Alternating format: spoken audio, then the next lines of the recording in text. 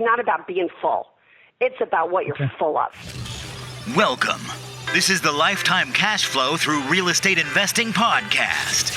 This is where you'll learn strategies to help you achieve lifetime financial freedom through real estate investment. Your host, Rod Khleif, has owned over 2,000 homes and apartments, and he brings experts in all aspects of real estate investment and management onto the show. Now, here's your host, Rod Khleif. Welcome to another edition of How to Build Lifetime Cash Flow Through Real Estate Investing. I'm Rod Khleif, and I'm very glad you're here. And I know you're going to get a ton of value from the dynamic lady we're interviewing today.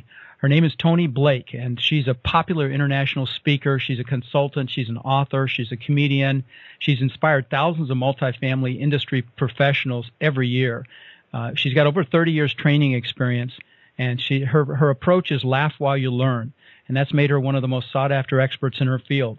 She's a published author. I know she just came out with a book called The Complete Guide to Leasing Apartments, and lots of her ideas have been published in dozens of trade magazines and blogs across the country.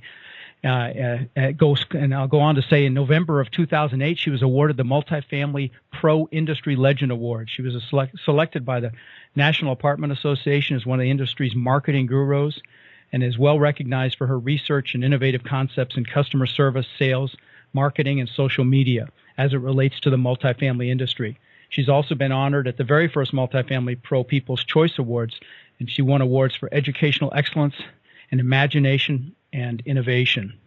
So she's a hitter, guys.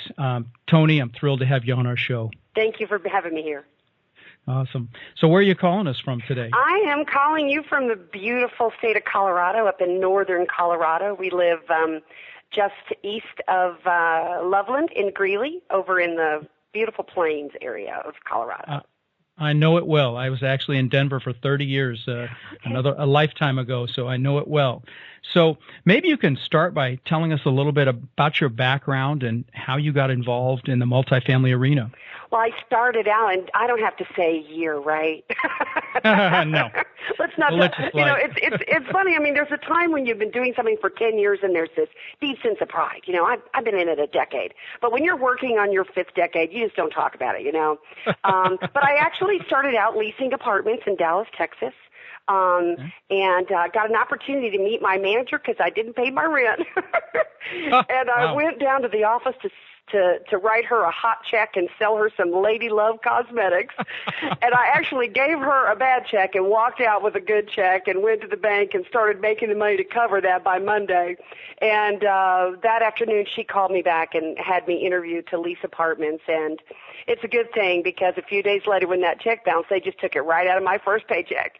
And I started leasing apartments and was on site in some larger real estate assets, 200 to 300 units or more, 5 years. And then I started my own company. I mean, I didn't even know what I was doing except that we were in a big expansion. This was in the 80s. And so the market was growing and expanding, and I was a leasing dynamo, and people were needing their permanent financing, and there was tons of lease ups, and I just kind of went out on my own and started helping investors to close the deal and get their permanent financing, and that's pretty much how I got on my own. Since that time, I've been designing and writing and presenting educational programs for real estate investment firms just to help them maximize revenue and maximize profit and be as successful as possible. Wow. Well, I reviewed some of the materials from one of your presentations on marketing multifamily properties, and I wanted to ask you some questions about that fantastic content. Maybe you could start by speaking to what you train as an overall marketing strategy when someone owns an apartment complex of literally any size. What's your overall strategy that you educate them with? Well, one of my favorites is to talk about the fact that it's not about being full. It's about what you're full of. Okay. I mean, the quality of your customer is the quality of the cheaper rent attracts cheaper people. And when you don't have the elevated rents to attract the better customer to your asset, then you literally are hurting yourself. And I think one of the most important things for anybody that is going to be owning a piece of property and then leasing that property or renting that property to somebody else to come into where I own and they're not the owner, is that you have to make sure that you have value perception in their eyes and that they're paying and perceiving value in that asset, because that's how they treat it. And so in the process of showing someone the asset that you own, or everything that you do, it's about elevating the value perception of it, because the more value they perceive in it, the better they will take care of it. Love that. Love that. Love that term, value perception. That's awesome.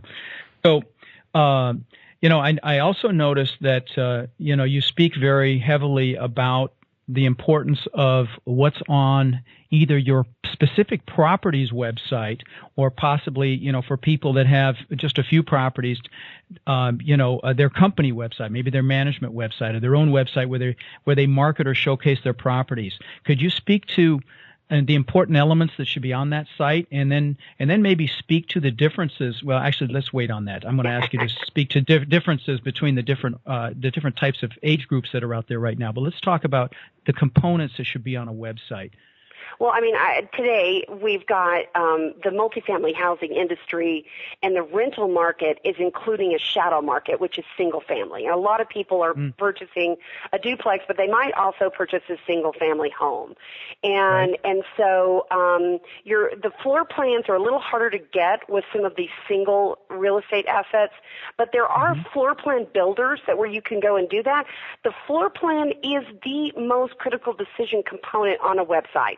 It's the most looked at, the most viewed, the most downloaded. More clicks go to the floor plan, and more people spend more time on the floor plan when it comes to the process of them looking for rental property and using the internet to do that. So the floor plan is probably one of the most important components. Additionally, it's very important that you realize that even though you may define the asset that you're selling by the land that it sits on, the lifestyle that you're selling, which is a key part of the reason why they're going to rent, expands way beyond the borders of where you mow the grass.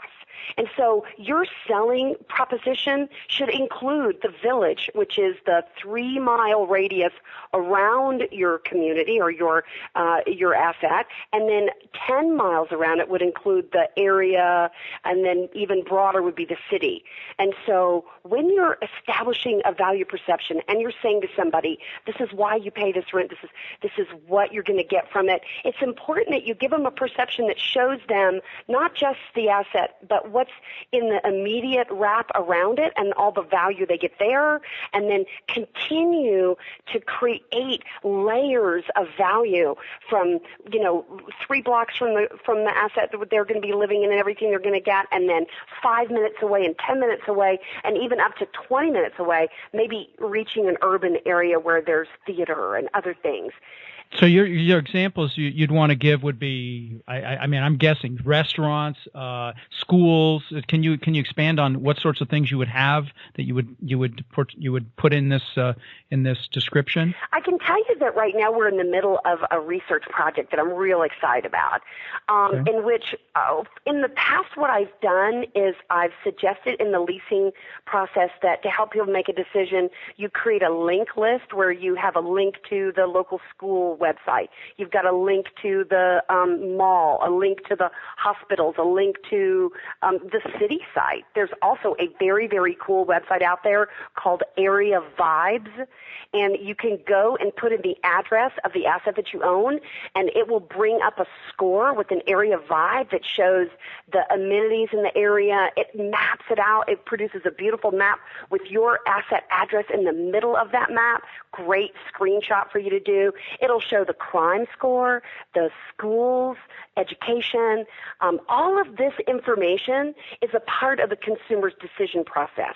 And what we're doing right now is with a property management company is we did a whole list of what questions people have to answer. Then we prioritize them. And right now we're building what we're calling Pinterest decision-making boards in which a consumer can go to this one board and it says everything you need to know about moving into Gulfport, Mississippi, and here is the direct link in one very clear, organized way to the schools, theaters, shops, hospitals, recreation, everything that goes on, and so it also includes the floor plan, the amenities that are nearby, and everything is pinned together in one board that allows the consumer to answer every question they need to answer, because the whole point that we're trying to do is to facilitate them to say yes to us and to attract the better consumer. And I think the better job you do at presenting your area and answering questions that are beyond what you might perceive as your job, like you think it's their job, but your job is to attract great people. There's a fabulous book out there written by Jay Bayer called Utility, and it's spelled with the Y-O-U in the front of it. And what he talks about in the book Utility is that people do not like to be sold. They don't like hype. What they want is help. And moving is hard. There's so much going on. It's very, very stressful for people. Right. So if in the information you produce on your website, you go beyond the borders of just your property, what you would see as just yours, and you create a helpful guide that involves everything that people need to make that decision to say yes to you, well, then you've created a clear path to yes. And so in the book Utilities, he talks about how smart marketing is about becoming useful to your customer and helpful. And ultimately, in the end, you win better people because you've presented yourself as more useful than the other person. Yeah, no, I love it. That's very, very good. And some of you may be thinking, wow, that sounds like a lot of work, but it's really not. What she's describing could be done in a day max. And even if you've only got a duplex or a quad, if you want to get quality people and you go to this trouble, and it's really not trouble to tell them about the area and the crime and some of these other things to show the lifestyle around the property, it can be very, very powerful, and to not only lease much quicker, but to get quality people. Great content. One of the other things that we've found, and of course, my whole thing is I want to attract the very best, highest paying person to my asset.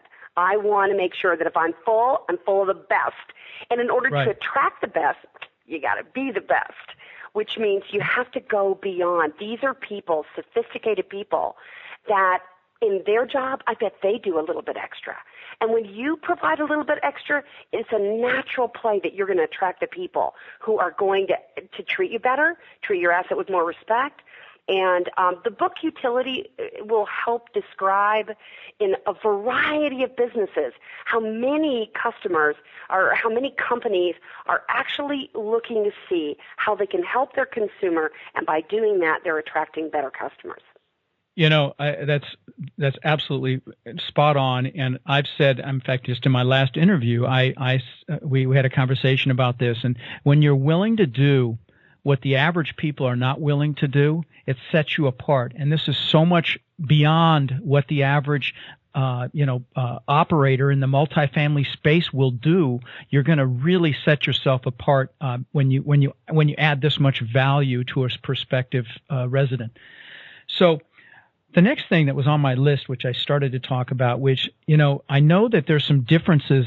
You obviously need to know the type or age group of resident that will likely want to live in your property. And there's some I think they're fairly big differences when you're dealing with baby boomers that are retiring versus millennials, particularly as it relates to marketing to them online.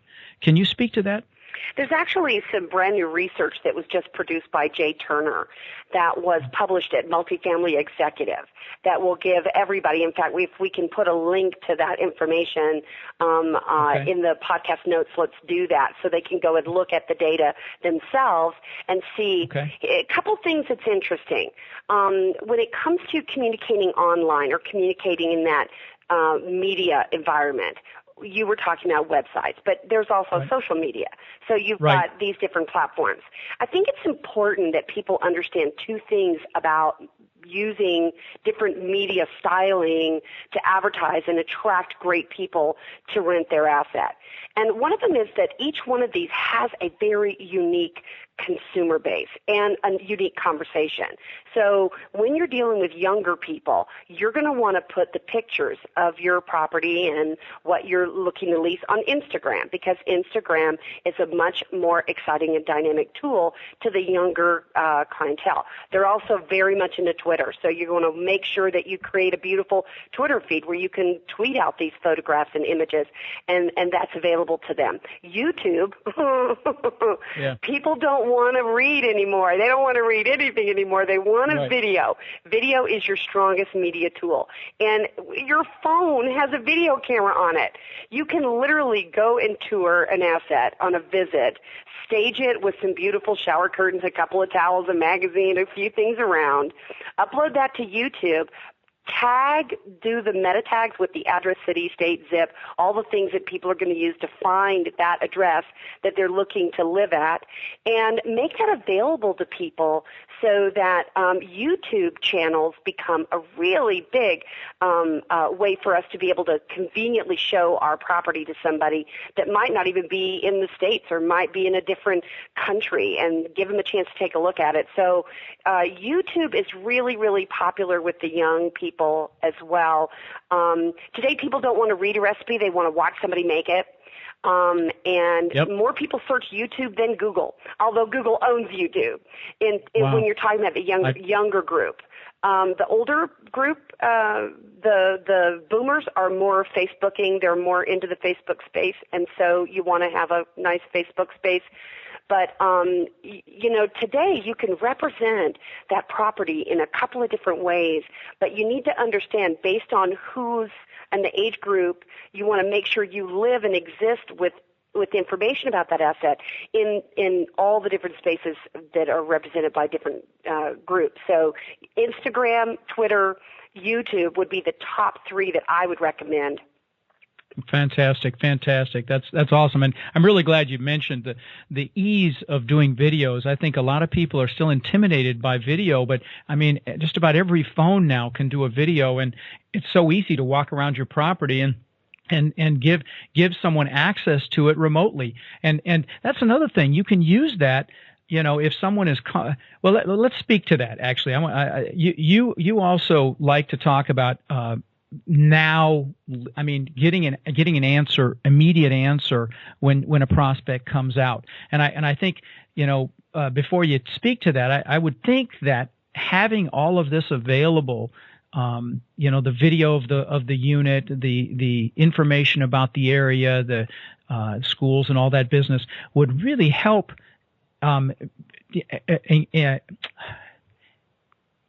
with people making a decision instantly the first time they visit a property, instead of, we got to think about it and come back. Could you speak to that? Absolutely. I found this fantastic research where Google actually hired the Nielsen Group to review the mobile path to purchase, and there were 5 key findings. And the one that really grabbed me was the purchase immediacy. The fact that today, when people get in that purchase mode, 55% of them want to make the decision within an hour, and 83% of them want to make a decision within the day. Where in the past, we would answer the phone on the second ring, and we literally taught people how to follow up. But today, you know what I'm teaching people? I'm teaching closing on the first visit. My 2016 strategy, I call it Leasing IQ, and the IQ stands for immediate and quick. Like, how immediate and quick are you? I sent you a really fun graphic that you can share that says sitting on go, and it's like a green button. And here's the thing. Every time that you turn one of your assets, and you've got a duplex or a single family or a multifamily, whatever it is, and you think, I'm going to go paint, I'm going to go get this ready for my next renter, I want you to also get your marketing package ready for your next renter so that you're sitting on go. If you, when you get it cleaned and painted and all of that, go ahead and take your photographs, get everything put together, then when someone calls you about that address, you should be ready to deliver to them within 10 within seconds the information that they're looking for, either by email or SMS text, and or you should have it living somewhere so that you can reference them with a quick link.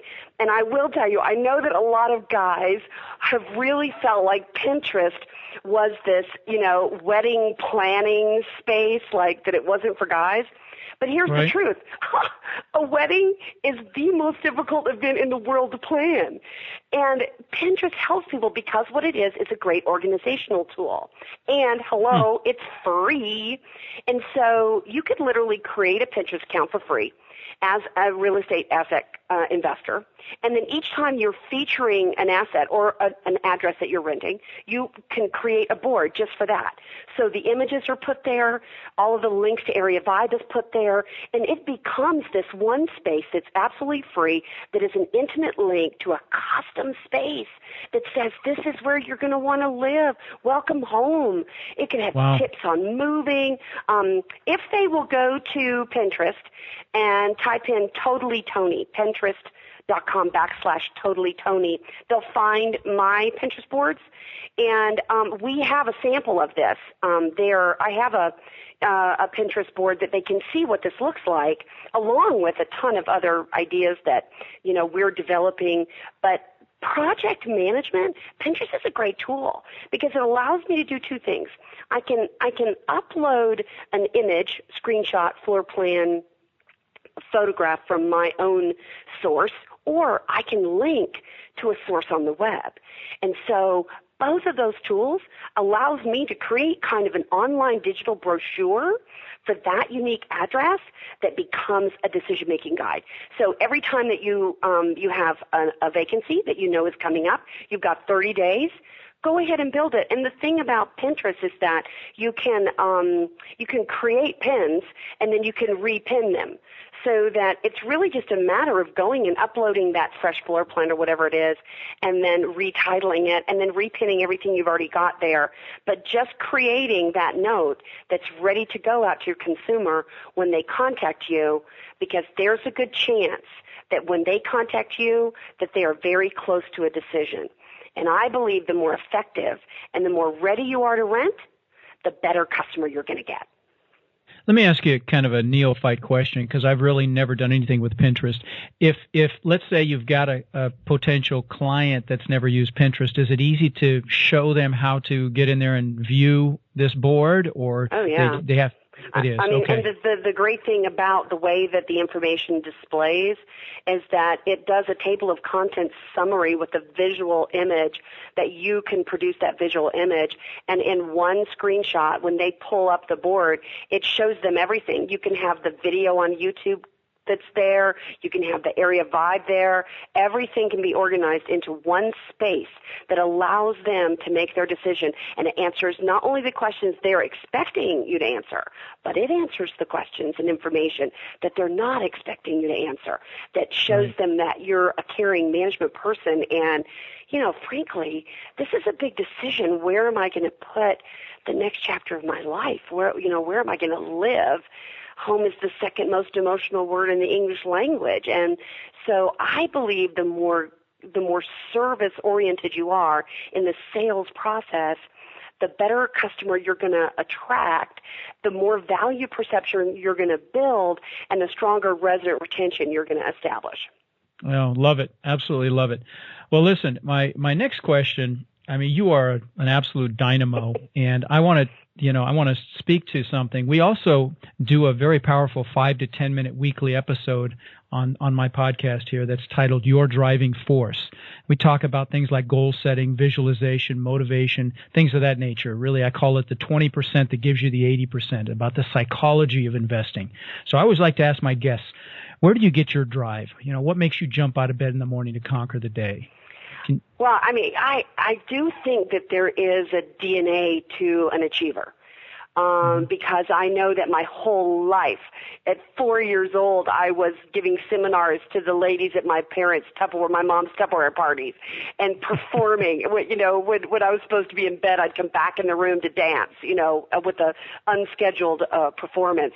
And so I do believe there is an energy and an innate. I also believe it can be grown in you, that we can establish higher potential.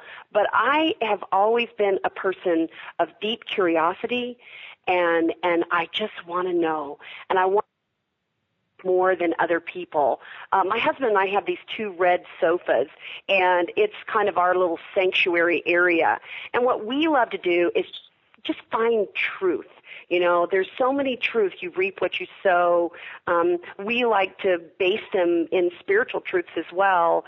But I do think that part of yourself has to be fed, and you have to spend time growing and learning. And we try at least once a day to have some red sofa time, we call it, and read different books, add different people's voices to our life. We just read Seth Godin's The Dip. Have you read that yet?